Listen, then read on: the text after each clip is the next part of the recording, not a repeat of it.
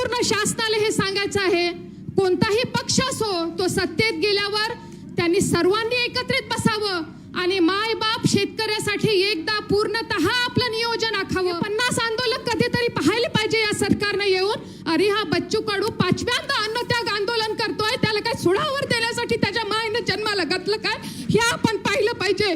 जो कोणी आंदोलन सामान्य माणसासाठी या जनतेत करणार आहे त्याचा पीड तुटतो, त्याचा कार्यकर्ता मरतो, त्याचं कुटुंब सुद्धा मरतं. आणि म्हणून शासनानं स्वतःची गेंड्याची कातडी बाजूला ठेवून, कोणताही शासन असेल, आज भाजपचं असेल, उद्या काँग्रेसचं असेल, या सामान्य माणसाच्या आणि शेतकऱ्याच्या प्रश्नासाठी, या दिव्यांगाच्या प्रश्नासाठी सगळे पक्ष आणि जातपात दूर ठेवा, आपला स्वार्थ दूर ठेवा आणि कधीतरी या मातीच्या माणसासाठी एकदा नियोजन करा आणि त्याची अंमलबजावणी करा ही विनंती.